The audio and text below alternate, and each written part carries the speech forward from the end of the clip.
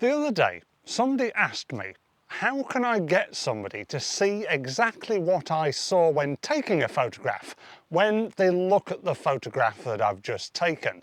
Now, on the surface, that would seem to have a really obvious answer.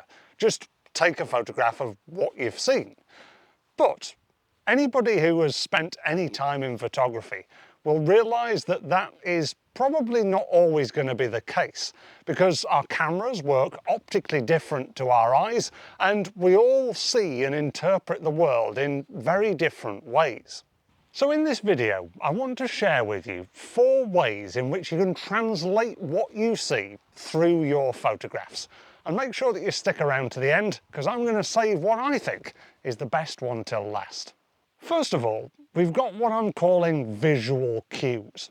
Now, these are all the visual things that go into the making of your photograph, from your subject selection to composition, and from your exposure to depth of field. Combined with light, all of these things work together to get our intention across to our viewer. It could be that we use a warming white balance to create an air of calm in our photograph, or cool it down to create some cynicism and mood. We could underexpose our photograph to create atmosphere, or overexpose it to create overwhelming brightness.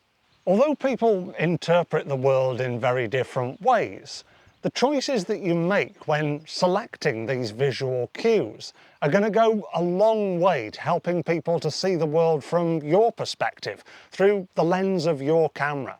They probably warrant a whole video to themselves, so if that's something that you'd like to see, then let me know in the comments section. The second way in which we can translate what we see through our photos is to present more pictures. As photographers, we often see it as our duty to sum up exactly what we see in just one frame, but this couldn't be further from the truth.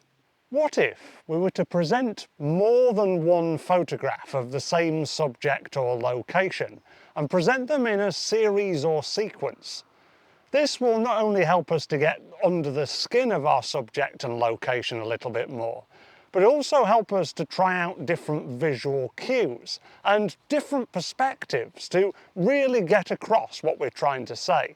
I suppose it goes without saying that we shouldn't go mad and present a dossier of 60-odd photographs, because people are just going to get bored. But if you can sum up what you're looking at in 3 or 4 photographs, rather than just that one single frame, once again, it can go a huge way to helping people to see the world from your perspective. The third way to translate what we see through our photos is to use text.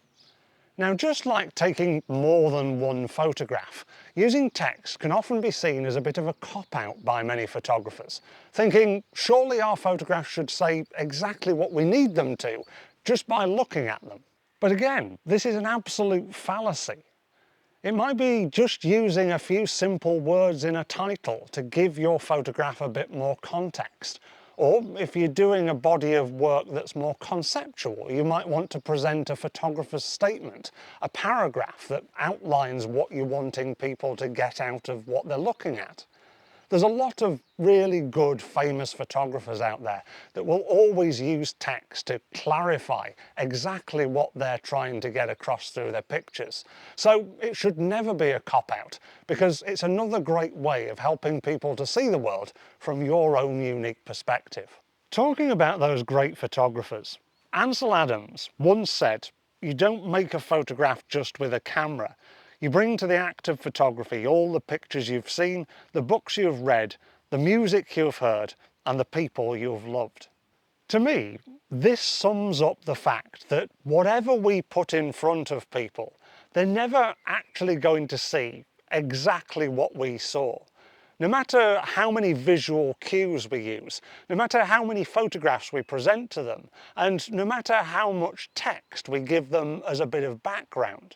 Does that mean then that everything that I've said so far is utter rubbish and we just need to ignore it? Well, no, because I wouldn't have said it otherwise. But as I said right at the very beginning of this video, I think the most constructive way to translate what we see through our photographs is the fourth way, and that is to leave things open to people's own interpretation. As much as we probably don't want to admit it, us photographers can be quite selfish at times, thinking our photographs are the ones that matter and it's our perspective that people need to see. But like a lot of things that we've talked about so far in this video, that's not always the case. I've got loads of photographs in my back catalogue that are loaded with my own personal emotional content, the thoughts and feelings that I had when I was taking the photographs at the time. And back in the early days when I'd just started out in photography, I was always really frustrated when nobody could see those emotions coming through in my pictures. But emotions are always very personal to us, so trying to get those across through a photograph is pretty much impossible.